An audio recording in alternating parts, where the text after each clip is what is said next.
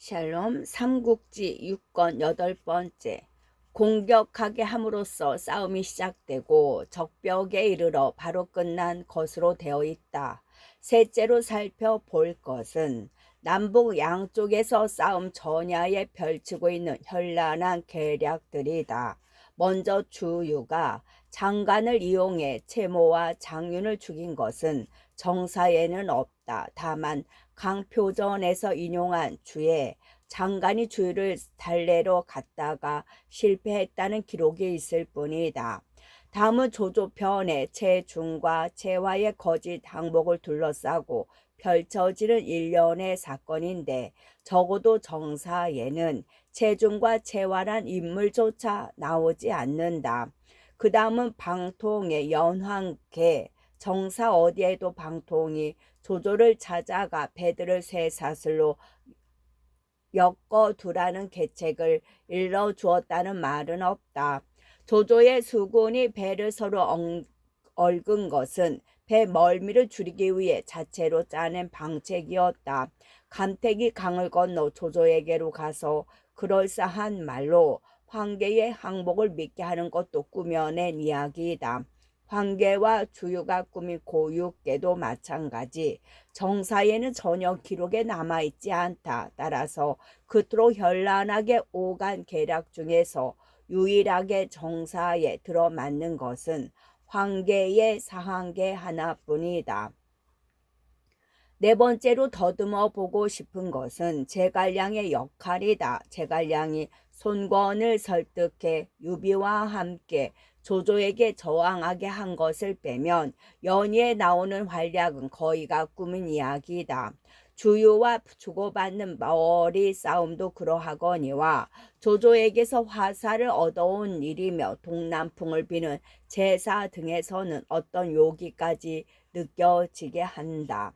남쪽 지방에 오래 살며 계절과 기후를 세밀히 관찰해서 얻은 지식이 과장된 나머지 그렇게 꾸며진 것이리라. 다섯 번째는 유비의 역할이다. 삼국지 위지무제기에는 적벽에서 조조와 싸운 사람을 유비로 적고 있고 조조의 수군을 불태운 것도 유비였다고 주에 나와 있다.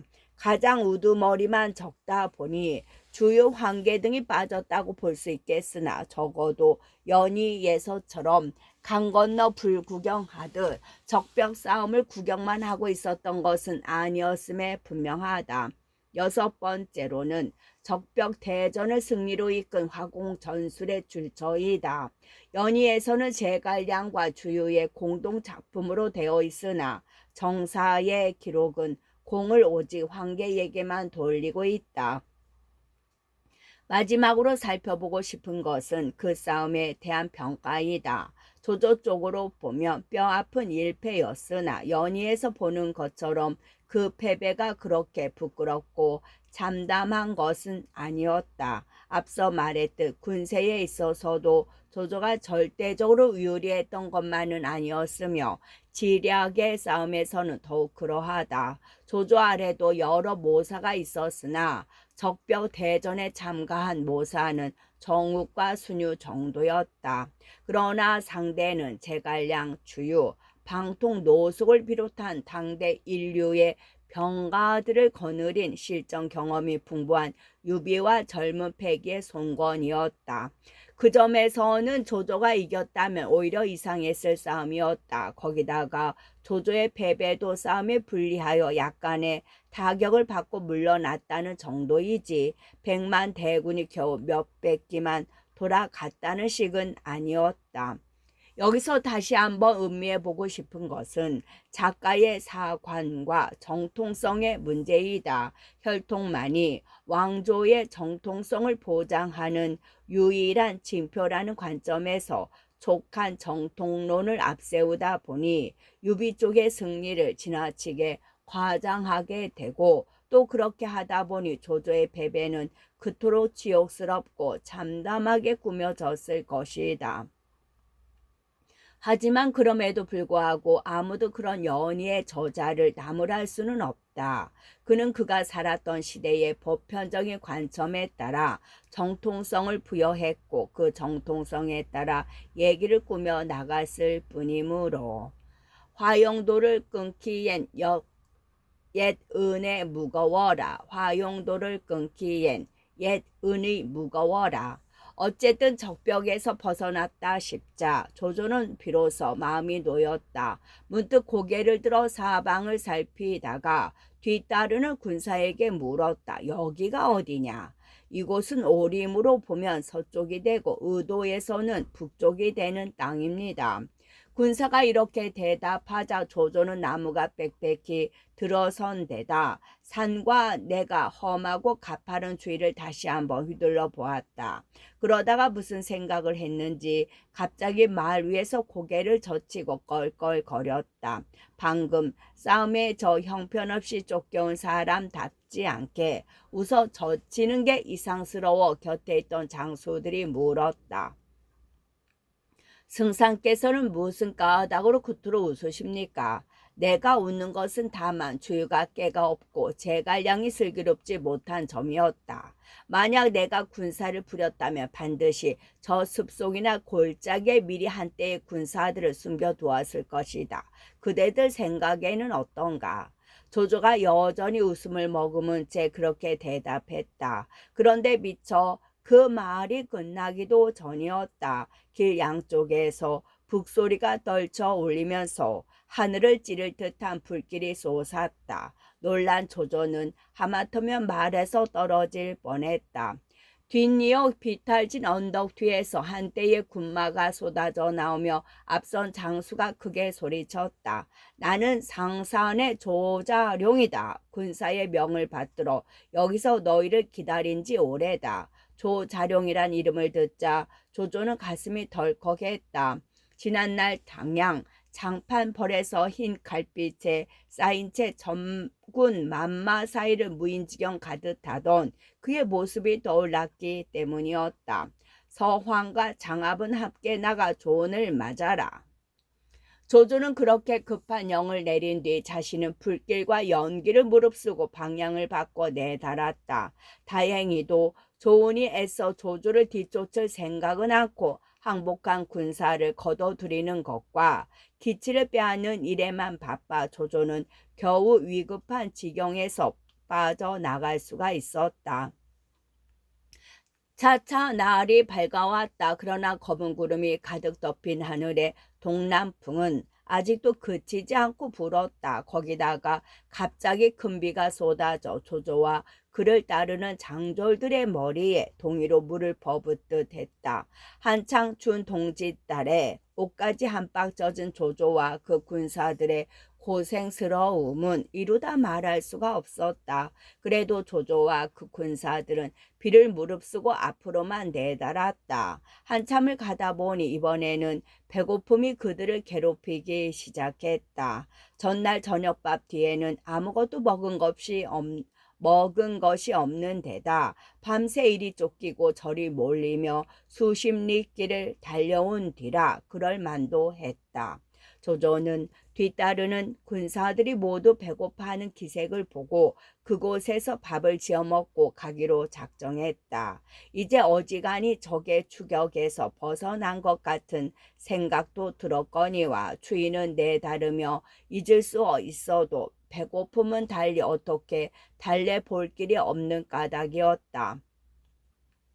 하지만 황망이 쫓겨오는 길이라 곡식이며 밥 지을 속과 불씨 따위가 갖춰져 있을 리 없었다. 하는 수 없이 조조는 군사들을 마을로 내려보내 곡식과 불씨를 빼앗아 오게 했다. 백성들을 약탈하는 것은 되도록 피해온 그였지만 이번에는 어쩔 수가 없었다. 군사들이 가까운 마을에서 빼앗아 온 곡식으로 한참 밥을 짓고 있는데 다시 뒤쪽에서 한대의 군마가 나타났다. 조조는 놀라 가슴이 내려앉는 듯 했으나 다행히도 앞선 장수는 이전과 허저였다. 어지러운 중에도 군사 얼마를 긁어모아 여러 모사들을 보호하며 뒤쫓아온 길이었다. 그들이 오자 조조는 크게 기뻤다. 서둘러 지은 밥을 장졸들에게 나누어 먹인 뒤 다시 길을 재촉했다. 앞으로 나가면 어디로 가게 되는가? 한참을 가던 조조가 길을 잘 아는 군사에게 물었다. 그 군사가 대답했다.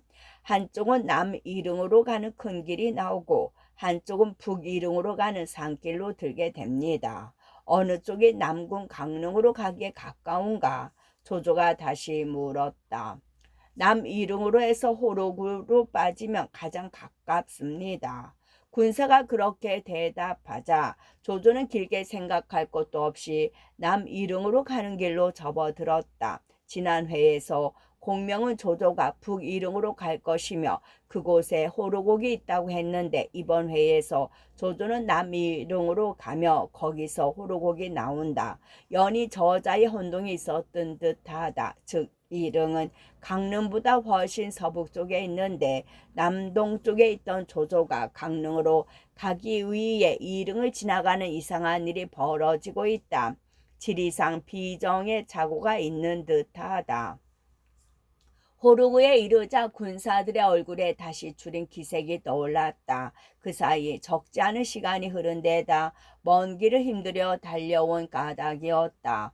거기다가 지칠 대로 지쳐 사람과 말이 모두 더 움직이기 어려웠다. 어떤 군사는 그대로 길바닥에 자빠져 일어나지 못하기도 했다. 잠시 이곳에서 쉬며 밥을 지어 먹기로 한다. 솥을 걸고 가까운 마을에서 곡식을 거두어 와 밥을 지으라. 또 마른 나뭇가지를 주워 모아 불을 피우고 말을 잡아 그 고기를 구움과 아울러 젖은 옷들을 말리도록 하라. 보다 못한 조조가 그렇게 영을 내렸다. 그 말을 군사들은 좋아라 따랐다. 밥을 짓고 말고기를 굽는 한편 모두 젖은 옷을 벗어 바람맞이 나무가지에 걸거나 불에 쬐어 말렸다. 뿐만 아니라 말들도 안장을 내리고 들판에 불어놓아 풀뿌리라도 뜯으며 쉬게 했다. 조조도 말에서 내려 드문드문 서 있는 나무 아래 자리를 잡고 앉았다. 그런데 다시 무슨 생각이 들었던지 문득 하늘을 쳐다보며 크게 웃었다. 얼마 전 승상께서 주유와 제갈량을 비웃다가 난데없이 조자룡이 뛰어나와 많은 우리 편 인마가 꺾인 적이 있습니다. 그런데 지금은 또 무슨 까닭으로 웃으십니까? 곁에 있던 사람들이 까닭없이 불길한 느낌이로 그렇게 물었다. 그러나 조조는 걱정이라고는 조금도 보이지 않는 얼굴로 빈정거리듯 말했다. 지난 일이야 어쨌건 결국 주유와 제갈량의 지모라는 것도 별것은 아니로구나. 만약 내가 그들의 자리에서 군사를 부렸다면 반드시 이곳에다 한때의 군마를 숨겨두었을 것이다. 그렇게 되면 편안히 쉬면서 지친 군사가 오기를 기다려지는 격이 되니 우리들이 비록 목숨을 건진다 해도 크게 다치지 않을 수 있었으리라. 다치지 않을 수 없으리라. 그런데도 쥐새끼 한 마리 얼씬거리지 않게 나는 그걸 웃었다. 그런데 미처 그 말이 끝나기도 전에 앞뒤에 군사들이 한꺼번에 소리를 질러댔다. 적이 나타난 걸 본 것 같았다. 몹시 놀란 조조는 갑옷을 걸칠 틈도 없이 말에 올랐다. 그러나 말을 들에 풀어 놓고 있던 군사들 중에는 미처 말을 붙들지 못해 뛰어서 달아나는 자가 더 많았다. 오래전에 사방에서 불길과 연기가 일어 산골짜기를 덮더니 과연 한때의 군마가 벌려 서서 조조의 앞을 막았다. 앞선 장수를 보니 바로 장비였다. 장비는 장팔 사모를 비스듬히 꼬나 잡고 호통을 쳤다. 조조 이 역정놈아, 네 감히 어디로 달아나려느냐. 모든 장졸들은 그 같은 장비를 보자 한결같이 간담이 서늘해졌다. 놀랍고 두렵기는 조조 역시 크게 다르지 않았다. 말문이 막혀 군령조차 내리지 못하고 있는데 허조가 안장 없는 말을 타고 나가 장비를 맞았다. 이어 장효와 서황이 말을 몰아 함께 장비를 들이치고 양편의 군사들도 서로 어지럽게 뒤엉켰다.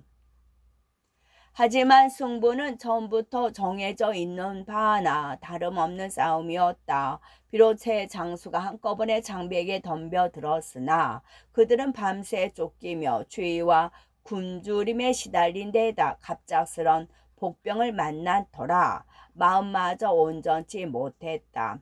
이에 비해 장비는 먼저와 푸근히 쉬다가 때를 노려 들이친 것이라 셋을 상대로 싸우면서도 오히려 여유가 있었다. 거기다가 군사들의 균형은 한층 심하게 깨져 있었다. 장비의 군사는 수도 많고 편안히 쉬어 기세가 올라 있었고 조조의 군사들은 얼마 되지 않는 데다 지치고 굶주려 있었다. 먼저 군사들이 밀리니 허저와 장요, 서왕이 아무리 맹장이라 해도 장비와 그 군사들을 셋이서 다 막아낼 수는 없었다.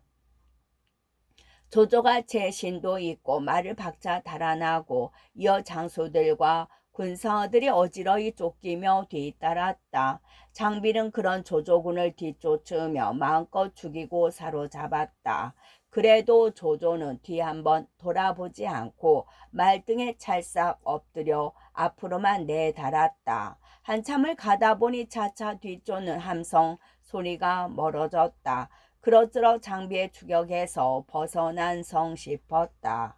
그제야 조조는 뒤를 돌아보았다. 장수들과 군사들 약간이 뒤따라오고 있는데 성한 사람이 드물 정도로 다친 사람이 많았다.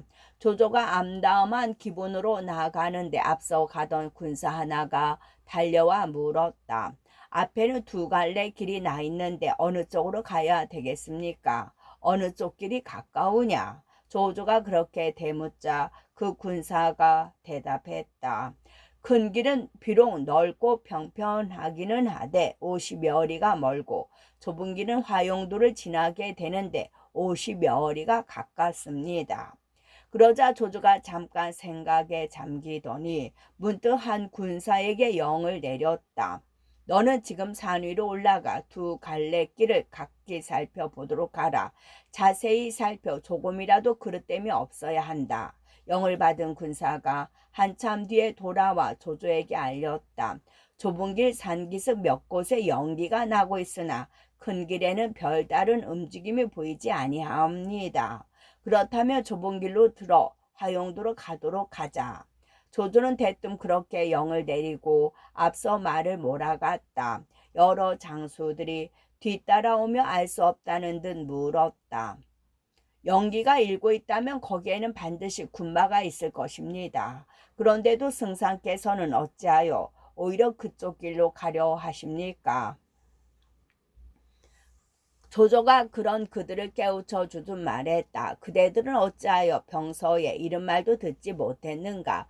있는 듯하며 없고 없는 듯하며 있다는 게 군사를 부리는 큰 이치가 아닌가?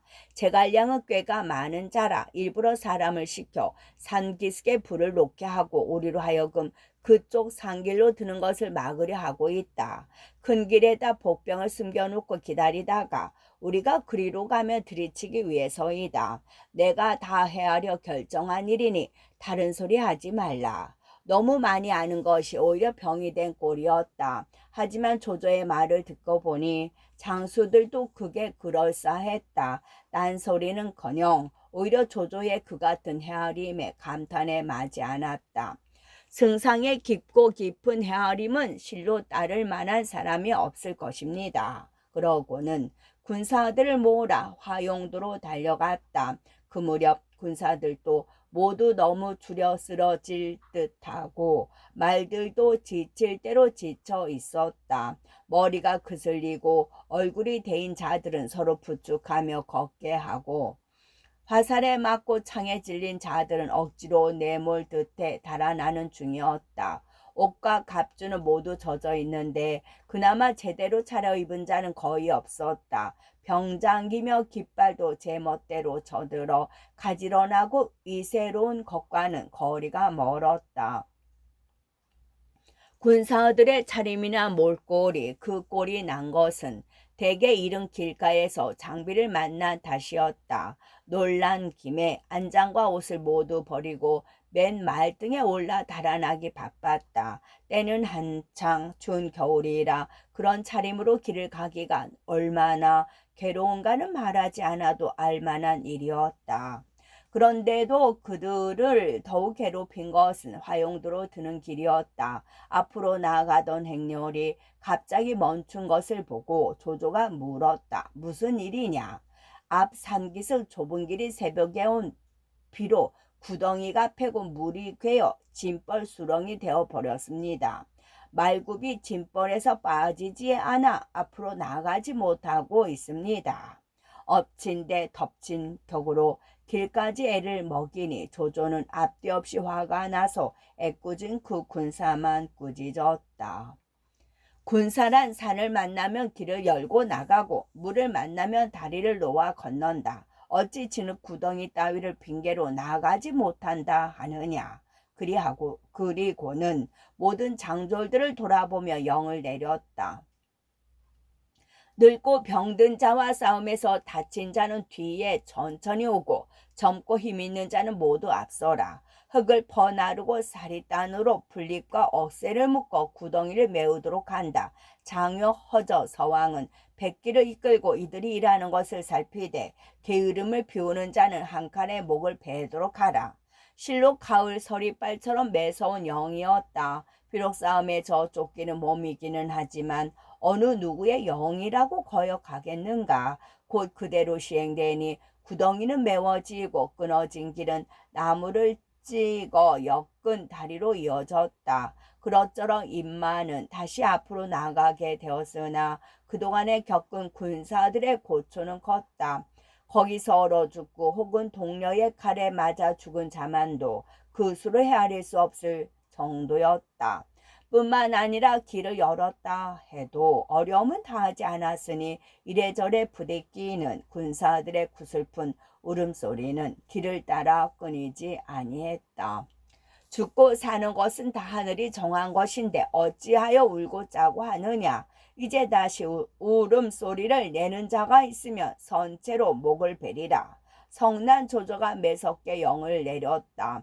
이때 조조의 입마는 그 길을 지나기 전보다 3분의 1이 줄어 있었다. 한 무리는 뒤처지고 한 무리는 구덩이와 골짜기를 메우다 잃어버린 탓이었다. 겨우 험하고 거친 곳을 지나 평탄한 길에 이르러 돌아보니 조조를 뒤따르는 것은 300기 남짓했다. 그나마 갑옷 투구를 제대로 갖춘 자는 거의 없었다. 어서 가자.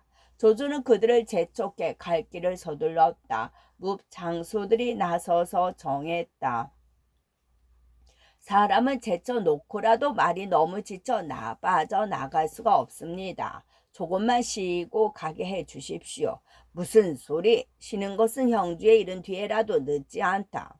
조조는 한마디로 장수들의 정을 물리치고 나아가기만을 재촉했다. 조조가 그렇게 몰아대니 벌벌 기듯 하면서도 인마가 아울러 움직이기는 했다. 그런데 거기서 몇 리 가기도 전이었다. 조조가 다시 채찍을 들어 하늘을 가리키며 껄껄거렸다. 조조의 웃음 뒤에 여러 번 낭패를 당해 본 적이 있는지라 장수들이 까닭 모르게 불안해하며 물었다. 승상께서는 어인 까닭으로 또 웃으십니까? 사람들은 모두 주요와 제갈령이 아는 것이 깊고 꾀가 많다 하지만은 내가 보기에는 별거 아닌 무리들이다. 만약 이곳에다 인력 500명의 군사만 숨겨 놓았더라도 우리는 꼼짝없이 사로잡히고 말았을 것이다. 그렇게 철저하게 두들겨 맞고 쫓기는 중에도 끝내 머리 싸움에서 졌다는 걸 인정하고 싶지 않은 조조의 허세였다. 하지만 이번에도 일은 곱게 끝나지 않았다. 미처 조조의 말이 끝나기도 전에 한 소리 포향이 울리더니 길 양쪽에서 500명 남짓의 군사들이 칼을 휘두르며 쏟아져 나왔다. 앞선 장수는 다름 아닌 관운장 그 사람이었다. 청룡들을 비껴든 채 적토마 위에 올라 길을 막고 섰는데 그 모습이 마치 하늘에서 내려온 신장 같았다.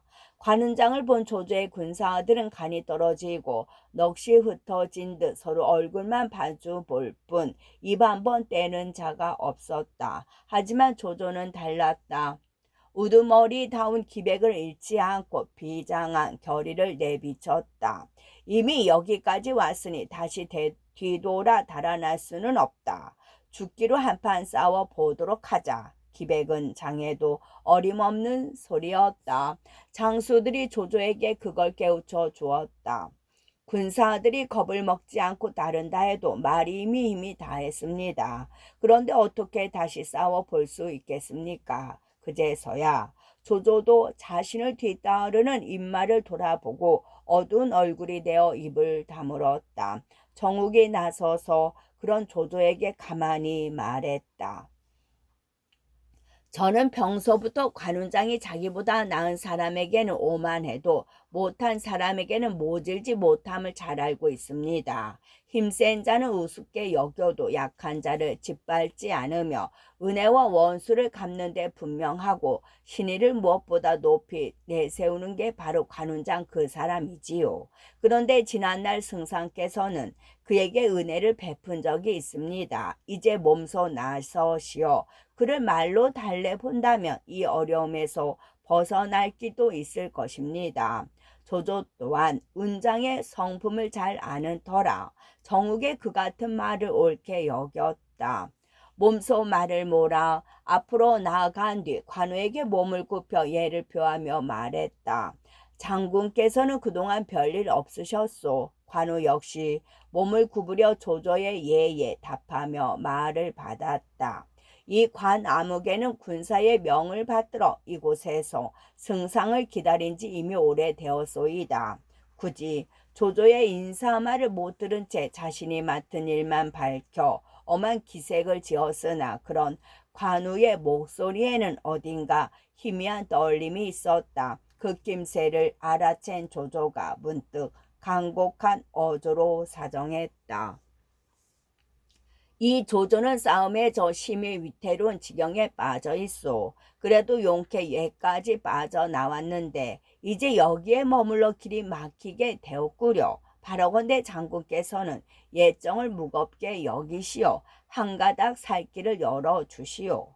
지난날 이 관 아무개는 승상의 두터운 은혜를 입었다고는 하나 알량과 문추를 베어 백마 싸움에서의 어려움을 풀어드렸으니 받은 은혜는 이미 보답한 셈이 외다. 더구나 오늘의 일은 군명에 따른 것인데 어찌 사사로운 정으로 공사를 그르칠 수 있겠소이까. 전부터 제가 공명에게 다짐을 받고 온 일이라 관우는 여전히 엄한 기색을 지은 채 대답했다. 그러나 그의 눈길에는 조조는 물론 한때는 그와 다정하게 지냈던 서왕을 비롯한 몇몇 장수에 지치고 초라한 모습에 동정하는 빛이 역력했다. 조조가 다시 그런 관우의 물은 마음에 매달리듯 말했다. 하지만 나의 5관을 지나며 6 장수를 죽인 일은 있지는 않으셨을게요. 그래도 나는 장군을 뒤쫓지 않았는데 그 일은 어찌시겠소. 무릇 대장부는 신의를 가장 무겁게 여겨야 하는 법이외다. 장군은 춘추를 깊이 읽어 밝게 아시면서 어찌 유공지사가 자탁유자를 쫓는 일은 모르시오. 자탁유자는 정나라의 대부로 활을 매우 잘 쏘았다. 어느 해 군명을 받고 위나라를 치게 되었는데 위에서는 대부 유공지사를 보내 막아내게 하였다. 싸움이 불리하게 되어 쫓기면서 작탁유자가 단식했다. 오늘은 내가 병이 나서 화를 들지 못하니 죽는 수밖에 없구나. 그리고 그를 따르는 종에게 물었다. 나를 뒤쫓는 자가 누구냐? 그 종이 대답했다. 유공지사란 자입니다. 그 말을 들은 작탁유자는 안심한 듯 말했다. 이제 나는 살게 되었다. 그 종이 이상히 여겨 물었다. 유공지사는 위나라에서 활을 가장 잘 쏜다는 사람인데 부자께서는 어찌하여 오히려 이제 살게 되었다 하십니까? 그러자 자탁유자가 대답했다. 유공지사는 활 쏘기를 지타에게서 배웠고 유공지타는 나에게서 활쏘기를 배웠다. 그런데 유공지타는 마음이 바른 사람이니 그가 가까이 한 사람도 또한 그러할 것이다. 어찌 나를 쏠 수 있겠느냐. 그때 유공지사가 뒤쫓아와서 작탁 유자에게 물었다. 부자께서는 왜 화를 들어 맞서지 않으시오? 나는 오늘 병이 나서 화를 잡을 수가 없소. 작탁 유자가 그렇게 대답하자 유공지사가 말했다. 저는 활쏘기를 유공지타에게서 배웠고 유공지타는 활쏘기를 부자께 배웠으니 결국 제 활 솜씨도 부자께로부터 온 셈입니다. 차마 그 솜씨로 부자를 도려 해칠 수가 없습니다. 하지만 오늘의 일은 임금의 명을 받들고 하는 일이라 또한 감히 어길 수가 없습니다. 그리고 화살을 뽑아 쇠퇴를 풀고 화살촉을 빼낸 뒤 활을 몇 대 쏘고 돌아갔다. 대개 이런 얘기가 맹자의 이루장에 나온다. 조조는 아마도 그 일과 춘추의 양공 14년 조에 나오는 일을 혼동한 것 같았다. 그러나 사람은 조금 달라도 경우가 비슷하여 관우가 그 뜻을 알아들을 만은 했다. 관우는 의리를 산처럼 무겁게 여기는 사람이었다. 지난날 조조가 갖가지 은혜를 베푼 일을 떠올린 위에다 그 조조를 따라오면서는 5 관우의 장수를 죽였는데도 조조는 오히려 사람을 보내 그가 떠나는 것을 도와준 일을 더하여 생각하니 어찌 마음이 움직이지 않겠는가. 거기다가 조조의 군사들이 두려움에 떨며 줄줄이 눈물만 흘리고 서 있는 꼴을 보자 차마 모지게 다룰 수가 없었다. 말없이 말머리를 돌려 이끌고 온 장졸들에게 조용히 명했다. 모두 흩어져 벌려서라. 뚜렷이 밝히지는 않았지만 그것은 조조에게 길을 내주라는 말이나 다름없었다. 조조는 관우의 속뜻을 짐작하고 얼른 장졸들을 재촉하여 화용도를 지나려 했다. 이놈들 너희는 어디로 가려느냐. 조조가 빠져나가는 걸 못 본 채 하고 있던 관우가 문득 병력 같은 호통을 내질렀다. 조조 외에는 아무도 보내지 않을 심사인 것 같았다. 호통 소리에 놀란 조조의 장졸들이 한결같이 말에서 뛰어내려 울고 절하며 목숨을 빌었다. 그 애처로운 광경을 보자 다시 관우의 어진 마음이 흔들렸다. 차마 그들을 사로잡지 못하고 머뭇거리고 있었다. 그때 좀 뒤떨어져 있던 장효가 약간의 군사를 이끌고 조조를 뒤따라왔다. 장효를 보자 관우는 다시 예정이 되살아났다. 마침내 조조의 장졸들에게까지도 손을 못 쓰고 모조리 놓아주어 버렸다. 화용도의 어려움을 빠져나와 정신없이 내닫던 조조는 이윽고 골짜기가 끝나는 어귀에 이르렀다. 뒤를 돌아보니 따라오고 있는 장졸은 겨우 27기에 지나지 않았다. 조금 더 기다리면 얼마간은 더 긁어 모을 수 있겠지만 조조에게는 그럴 겨를이 없었다. 그래도 남군을 바라고 말을 책짓질해 내달았다. 저녁 무렵하여 남군 가까이 이르렀을 때였다. 갑자기 횃불이 밝혀지며 한때의 군마가 길을 막았다. 이제 나는 죽었구나. 놀란 조조는 싸워볼 염두도 내보지 못하고 단식했다. 그러면서 망연히 서 있는데 문득 앞선 장수며 기치가 눈에 익었음을 깨달았다. 자세히 보니 반갑게도 그들은 아우인 조인의 군마였다. 조인이 조조를 맞으며 변명처럼 말했다. 형님의 대군이 패한 줄은 알았으나 함부로 멀리 움직일 수 없었습니다. 가만히 앉아서 맞아들이게 된 듯하여 죄송스럽습니다. 잘 왔다. 하마터면 너를 다시는 못 볼 뻔했다. 조조는 그렇게 조인의 편찮은 마음을 달래주고 군사들과 함께 남군에 들어가 쉬었다. 오래잖아. 장효도 나머지 장졸들과 더불어 남군에 이르렀다. 관우가 자기들을 놓아 보내준 일을 말하며 새삼 그 덕을 기렸다. 조조가 그들을 살펴보니 심하게 다친 사람이 매우 많았다. 조조는 그들을 쉬게 하고 조인과 더불어 술을 나누며 괴로운 마음을 달랬다. 그때 방 안에는 조조와 조인 외에도 여러 모사들이 함께 앉아 있었다. 술을 마시며 그들을 둘러보던 조조가 문득 하늘을 우러러 보며 소리내어 통곡했다. 승상께서는 호랑이 굴같이 위험한 곳을 빠져나오실 때도 전혀 두려워하시거나 겁을 먹지 않으셨습니다. 그런데 이제 안전한 성 안에 이르러 어이된 일이니까 군사들은 배불리 밥을 먹고 말도 먹이풀로 줄인 배를 채웠거늘 그들을 정돈하여 원수 갚을 의논은 아니하시고 오히려 슬퍼오시니 도무지 그 까닭을 알 수가 없습니다. 여러 모사들이 알 수 없다는 얼굴로 물었다. 조조가 눈물을 씻으며 대답했다. 나는 죽은 곽봉효를 생각하고 울었다. 만약 그가 살아 있었다면 결코 내가 이토록 크게 패하게는 하지 않았을 것이다. 그 말에 여러 모사들은 한결같이 얼굴에 부끄러운 빛을 띤 채 입을 열지 못했다. 다음 날이었다. 조조는 조인을 불러 말했다. 나는 이제 잠시 허도로 돌아가겠다. 가서 다시 군마를 모아 반드시 이 원수를 갚으러 돌아오겠다. 너는 여기서 남군을 지키며 기다리고 있거라. 그리고 비단 주머니 하나를 내어주며 덧붙였다. 이 안에 한 가지 계책을 숨겨두었다. 위급할 때가 아니면 열어보지 말고 위급할 때만 열어보도록 하라. 그 안에 적힌 대로 따르면 동호는 감히 남군을 엿보지 못할 것이다.